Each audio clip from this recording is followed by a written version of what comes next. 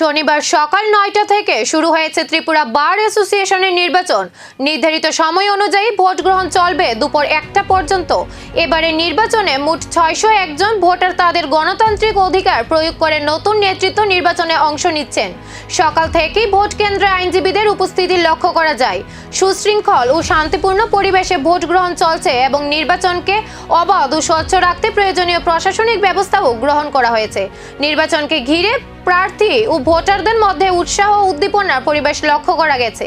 নিজেদের পছন্দের প্রতিনিধিকে নির্বাচিত করতে ভোটাররা স্বতঃস্ফূর্তভাবে ভোটাধিকার প্রয়োগ করছেন। ভোট গ্রহণ পর্ব শেষ হওয়ার পর শুরু হবে ভোট গণনা। এরপরই স্পষ্ট হবে আগামী দিনে ত্রিপুরা বার অ্যাসোসিয়েশনের নেতৃত্ব কার হাতে যাচ্ছে এবং আইনজীবীদের আস্থা অর্জন করতে সক্ষম হচ্ছেন কারা।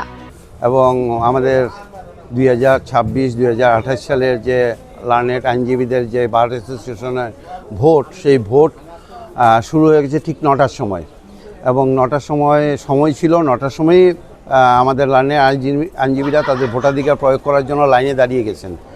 ফলে ঠিক টাইমলি শুরু হয়েছে। তার আগে আমাদের একটা জেনারেল মিটিং 8টা থেকে শুরু হয়েছে এবং গত বছরের সমস্ত তথ্য তারা তুলে ধরেছেন এবং সমস্ত কিছু মিলে একটা কোর্ট চত্বরের মধ্যে আজকে বন্ধের দিনে একটা উৎসবের মেজাজ চলছে। সবাই যেমন একটা পিকনিক আকারে তাদের ভোটাধিকার প্রয়োগ করছেন। বেশ ভালো লাগছে। আপনি আবহাওয়াটা দেখবেন, বেশ সুন্দর আবহাওয়া এবং ওয়েদারটাও ভালো। ফলে বেশ 4টা বুথ, আমাদের 601 জন ভোটার তাদের ভোট প্রয়োগ করছেন। প্রত্যেকটা বুথেই লাইনে দাঁড়িয়ে আছেন তাদের ভোট দেওয়ার জন্য। ভোট গ্রহণ শেষ হওয়ার পর শুরু হবে গণনা পর্ব। শেষ পর্যন্ত কারা পাচ্ছেন আইনজীবীদের আস্থা এবং কার হাতেই উঠছে নেতৃত্বের দায়িত্ব, এখন সেদিকেই নজর সবার।